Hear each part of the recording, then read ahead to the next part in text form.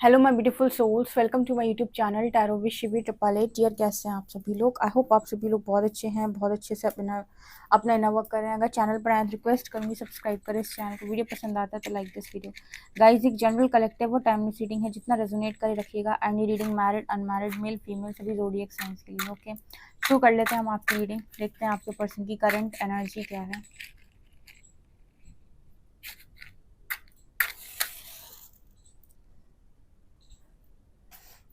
Please guide करिए universe में जो व्यूअर्स उनके पर्सन की करंट एनर्जी क्या है। और ये जनरल रीडिंग है, हरी हर को हम चार्जेस देते हैं। आपके पर्सन की करंट एनर्जी।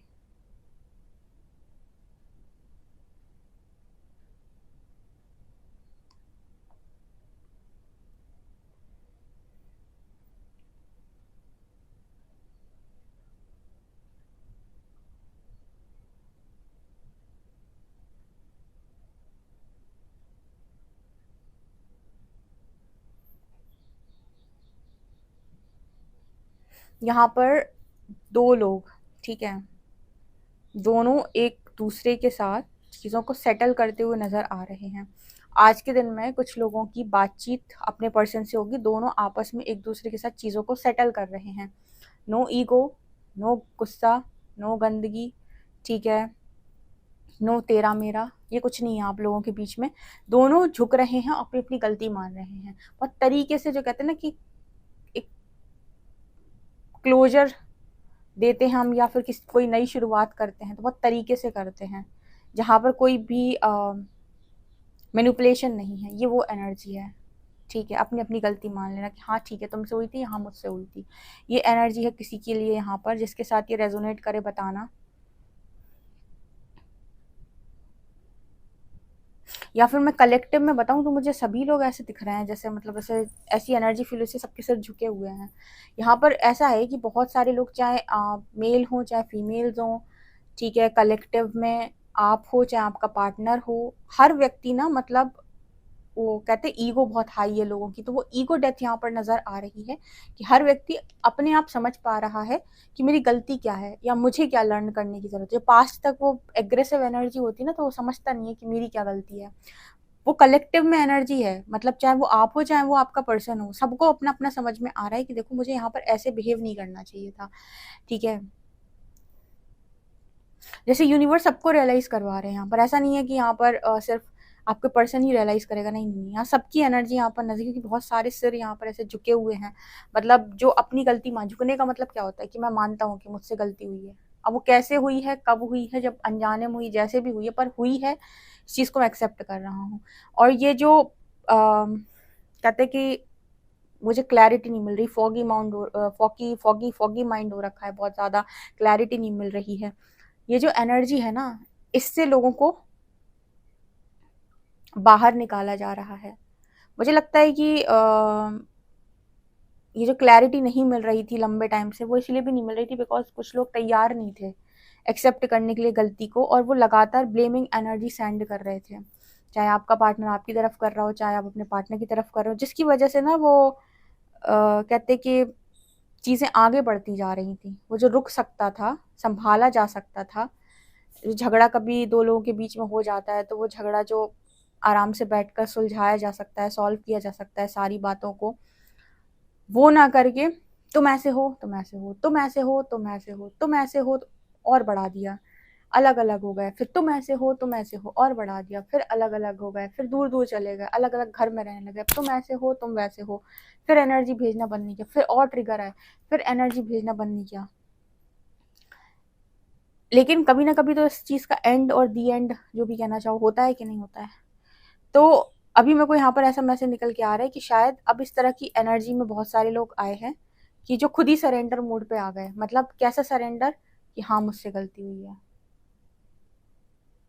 अभी उन्होंने कैसे लेसन सीखा, शायद तो ये इसी जगह पर रहकर सीखा, या फिर किसी और को देखकर सीखा, या फिर इस रीडिंग से सीखा, ठीक है, या फिर अपने खुद के एक्सपीरियंस से सीखा। अब जैसे भी सीखा, लेकिन वो सीखा कि मुझसे गलती क्या हो रही थी। जैसे मैंने एक बार रीडिंग में बताया था कि यूनिवर्स आपको उसी प्लेस पर ले जाकर खड़ा कर देता है जहां आपने किसी और को रख के जजमेंट्स दी होती हैं। मतलब जजमेंट्स पास करना बहुत ईजी होता है, ठीक है।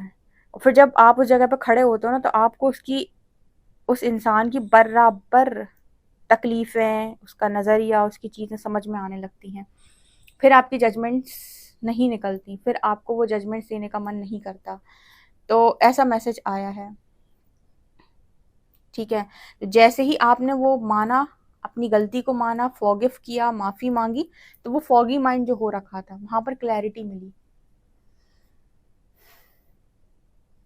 पता है छोटे में कुछ वैसी एनर्जी है। छोटे में पेरेंट्स क्या करते हैं बच्चों के साथ, कभी देखा है आपने? वो उनको समझाएंगे, बेटा ये गलत चीज़ है, इसको नहीं करते, ऐसा नहीं करते। वो नहीं मानते, तो एक दो बार समझाएगा, एक थप्पड़ जड़ देती है मम्मी जो भी होती है, ठीक है। उसके बाद भी अगर वो बच्चा मानता नहीं है तो फिर उसको अलग तरीके से समझाया जाता है, या तो उसकी बहुत मार लगाई जाती है, फिर उसको अलग तरीके से चीज़ों को लर्न कराया जाता है। लेकिन जब तक वो सीखेगा नहीं, माँ सिखाना बंद नहीं करती, ठीक है। वो ऐसे नहीं छोड़ते पेरेंट्स कि नहीं तुम तो करो, हम तो कुछ नहीं कह रहे। पहले वो प्यार से भी समझाते हैं, फिर मार पिटाई से भी समझाते हैं, हर तरीके से समझाते हैं। वो जितना वो कर सकते हैं सब करते हैं। उसी तरीके से आपका यूनिवर्स का रिश्ता होता है। जब तक आपको ये चीज़ समझ में नहीं आ जाती कि आपसे गलती हो क्या रही है, तब तक वो भी आपकी बहुत, आप कहते हो मैं परीक्षा दे रहा हूँ। तो परीक्षा बेसिकली क्या है कि तुम हेल्दी चॉइसेस बनाना सीखो और सही तरीके से एक्शन लेना सीखो। आज सुबह की रीडिंग बहुत अच्छी आई थी, जिसको देखनी हो मॉर्निंग वाली देखो, बहुत अच्छी लर्निंग है उसमें। तरीके वाले मैसेजेस निकल के आए थे, आपको अच्छे लगेंगे। यहाँ पर उसी तरीके का मैसेज आपके और यूनिवर्स के साथ निकला है, आपके पर्सन और यूनिवर्स के साथ, ओके। यहाँ पर जैसे वो नक्शा जैसा मुझे दिख रहा है। हाँ, अब यहाँ पर कुछ इस तरीके का मैसेज निकल के आया है कि अब जाकर बहुत सारे लोगों को, आपके पार्टनर को, जो क्लैरिटी बीच में चली गई थी, 2 ऑफ शॉर्ट्स की एनर्जी में चले गए थे, या फिर कार्मिक एनर्जी में चले गए थे, कार्मिक पार्टी, थर्ड पार्टी जो भी है, तो वहाँ पर जाकर अब जाकर वो क्लैरिटी मिल रही है इस पर्सन को। जब इन्होंने सिर झुकाया है, तब यूनिवर्स ने इस पर्सन को क्लैरिटी देना स्टार्ट किया है। नहीं तो इस पर्सन की लाइफ बिल्कुल वैसी हो गई थी जैसे आपका वो फॉगी माइंड, 2 ऑफ शॉर्ट्स, आंखों पे पट्टी और जाना कहाँ है पता ही नहीं, कौन सा रास्ता मेरा है, ठीक है। तो जैसे जैसे इस पर्सन ने एक्सेप्ट किया, जैसे जैसे इस पर्सन ने अपने सर को झुकाया, अपनी बात को मानने के लिए तैयार हुए, वैसे वैसे क्लैरिटी की एनर्जी। इसीलिए यहाँ पर एक मैसेज आया था स्टार्टिंग में कि कुछ लोगों के बीच में सेटलमेंट की एनर्जी थी, कि दोनों एक दूसरे से बात करके बीच का रास्ता निकाल के अपनी ज़िंदगी दोबारा स्टार्ट कर सकते हैं। देखो, अगर आप दोनों एक दूसरे के साथ ट्रिगर्स के साथ भी रहने के लिए मान जाओ, एक दूसरे को सपोर्ट करने लगो, तो भगवान को क्या दिक्कत है, बताओ ज़रा। जैसे कुछ लोग मान लो किसी स्पिरिचुअल कनेक्शन में हैं, ठीक है, अब उन दोनों का यूनियन हो गया, या फिर कहें कि रीयूनियन हो गया, उन दोनों ने एक दूसरे से बातें कन्वेंस कर ली, मतलब एक दूसरे से बातें कन्फेस कर ली, एक दूसरे को कन्वेंस कर लिया, मान गए एक दूसरे के साथ। अब मान लो भी कुछ ट्रिगर्स उनके बचे हुए थे, अब अगर उनको ये हैंडल करना आ जाए कि मुझे मेरे पार्टनर को कैसे हैंडल करना है, उसको मुझे कैसे हैंडल करना है, तो आप ट्रिगर्स के साथ भी अपनी लाइफ में खुश रह सकते हो, क्योंकि दोनों को पता है कि सच्चाई क्या है और मुझे इसे कैसे हील करना है, और मुझे कैसे पेशेंस बनाना है, और अभी मुझे अपने एंगर को कैसे कंट्रोल करना है। ये तब नहीं हो पाता है जब आप दोनों के पास नॉलेज नहीं है या विजडम नहीं है। तो अगर आप चाहो तो बीच में भी आपका कभी यूनिवर्स अगर रियूनियन करवाते हैं तो रियूनियन पॉसिबल है। मुझे हमेशा बोलती हूँ कि बातचीत करके आप रियूनियन कर सकते हो, वो पॉसिबल है। बस लेकिन ट्रिगर आना बंद नहीं होते, क्योंकि ट्रिगर्स ऐसी चीज़ें होती हैं, जब तक आपकी पूरी हीलिंग नहीं हो जाती तब तक वो आना बंद नहीं करेंगे। तो अगर आप एक दूसरे को हैंडल कर पाते हो, वो आपको, आप उनको एक दूसरे के साथ प्यार से रह पाते हो, समझा पाते हो एक दूसरे को, और एक दूसरे को समझ पाते हो कि ये हमारे इश्यूज हैं, तो आप एक दूसरे के साथ निभा सकते हो, उसमें कोई दिक्कत नहीं आएगी, क्योंकि इतना आसान नहीं होता, ठीक है ना। लेकिन लोग बाग पता है क्या, गुस्सा हो जाते हैं, नाराज़ हो जाते हैं, चिल्लाने चीखने लगते हैं, तो फिर कोई मतलब का नहीं है। फिर ऐसा है कि जब कंप्लीट हीलिंग हो जाए तभी पॉसिबल है कोई भी रियूनियन। नहीं तो अगर आपको अपनी गलती समझ में आ गई तो बहुत आसान है। तो वो वैसा मैसेज कुछ लोगों के लिए निकल के आया है कि आप भाई अपने पार्टनर, क्योंकि आपके पार्टनर को बहुत सारी चीज़ें समझ में आई हैं, तो उन्हें क्लैरिटी मिली है। क्लैरिटी मिली है तो ये पर्सन आपके साथ निभाने के लिए तैयार हो जाएंगे, आप इनके साथ निभाने के लिए तैयार हो जाओ। अब आप एक दूसरे के साथ अगर एक दूसरे के मूड को हैंडल कर सकते हो, एक दूसरे के ट्रिगर्स को हैंडल कर सकते हो, तो आराम से जियो, क्या दिक्कत है। और अगर स्पिरिचुअल प्रैक्टिसेस में हमेशा रहोगे तो कभी दिक्कत आएगी ही नहीं। दोनों लोग अगर स्पिरिचुअल प्रैक्टिसेस करते हो ना, तो जो भी ट्रिगर्स या जो भी चीज़ें हैं ना, तो वो बहुत अच्छे तरीके से आप मैनेज करते रहोगे, कोई ऐसे ट्रिगर्स नहीं आएंगे बहुत हैवी हैवी, ठीक है। इस तरह का एनर्जी है यहाँ पर। ये विजडम, ये नॉलेज देना लोगों को बहुत ज़रूरी है, क्योंकि लोग तुरंत पता क्या बोलते हैं, डाइवोर्स। ठीक है, तो ये एनर्जी यहाँ पर निकल के आ रही है।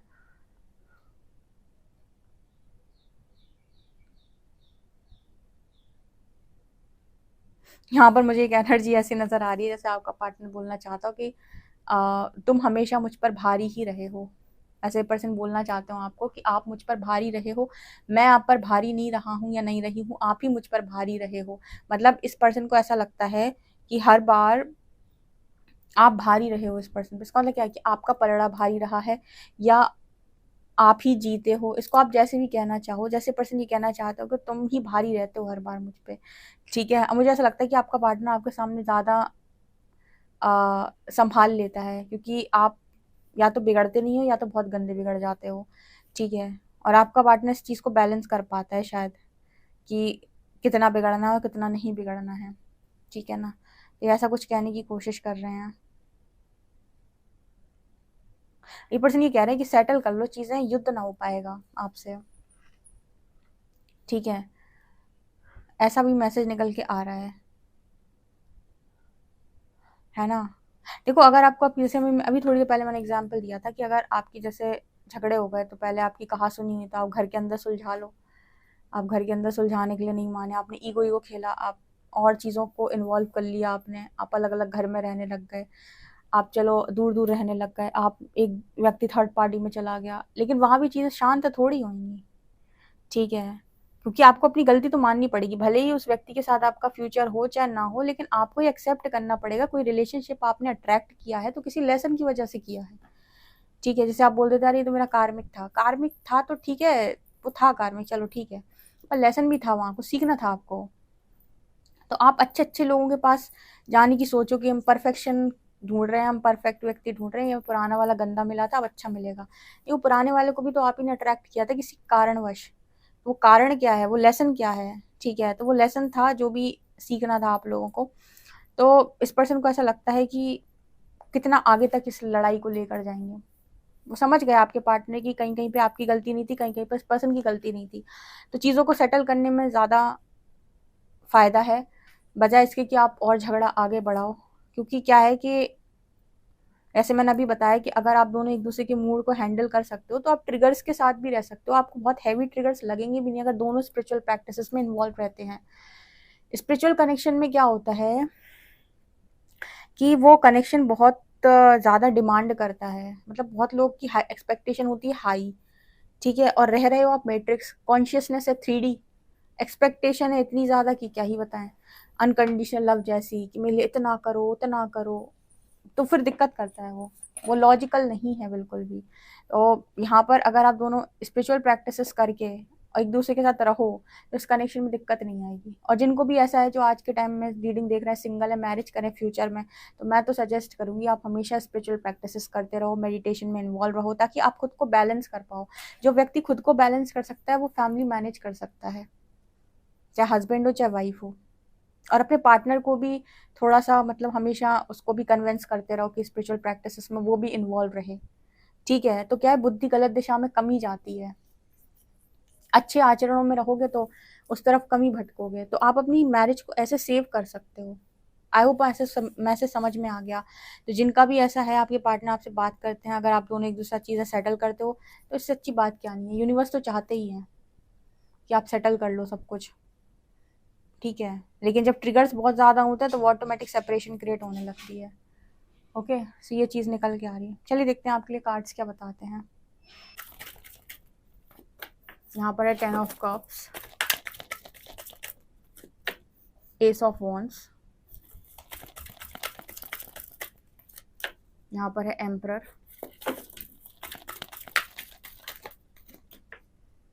यहाँ पर है फूल, जजमेंट एंड टावर, यहाँ पर एनर्जी है डेविल।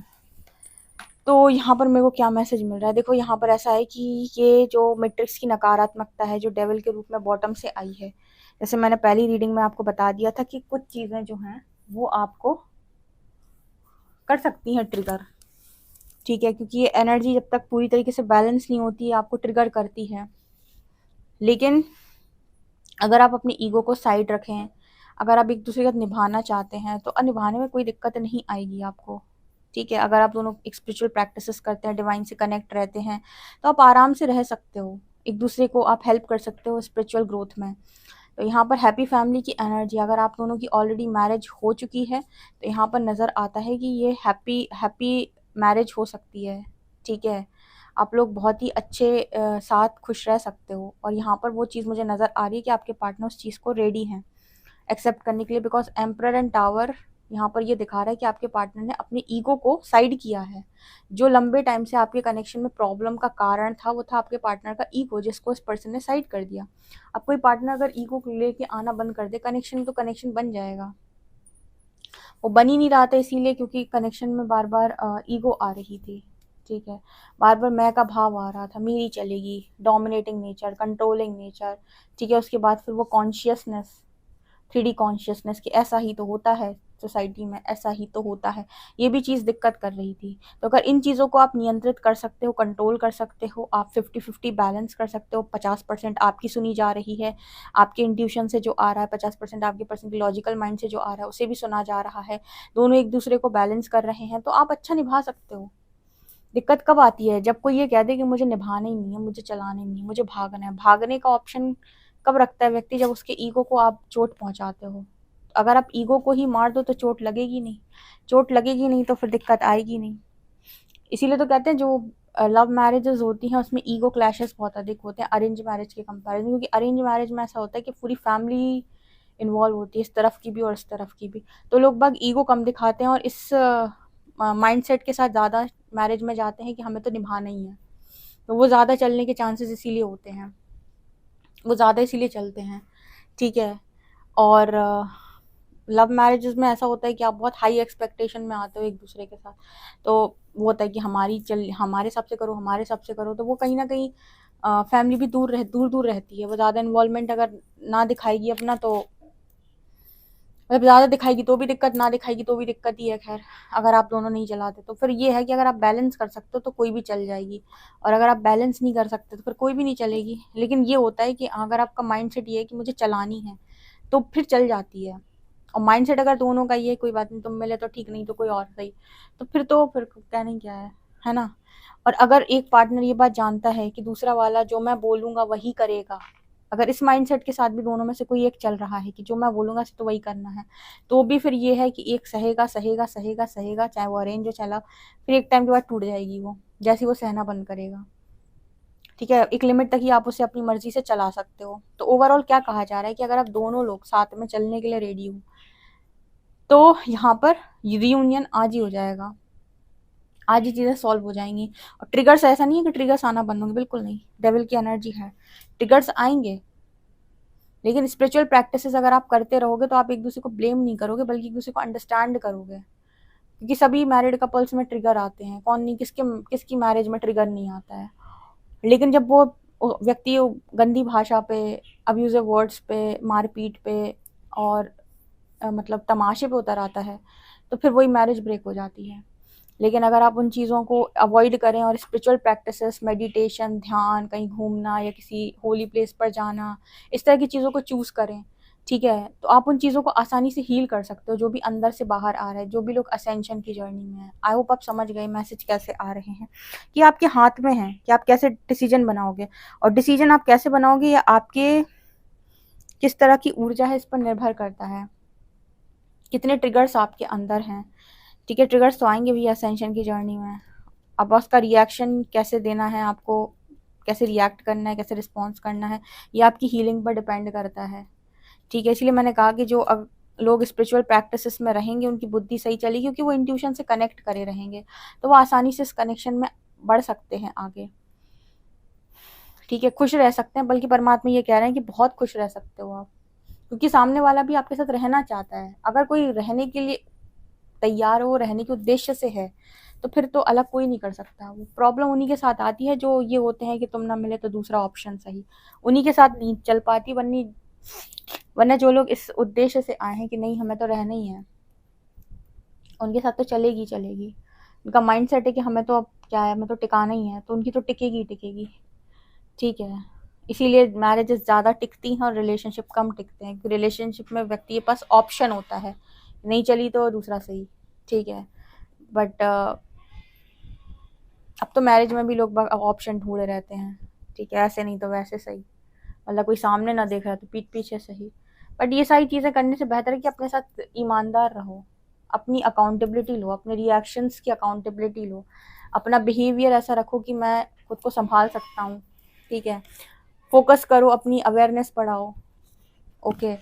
अपने को ऐसा बनाओ कि आप हर चीज़ को मैनेज कर सको, लोगों के सामने उतना ही झुको जितने की झुकने की ज़रूरत है, कम मांगो, ठीक है। हमेशा इक्वल गिव एंड टेक में बिलीव करो, तो आप देखोगे कि ज़्यादा बेहतर लाइफ आप जी सकते हो।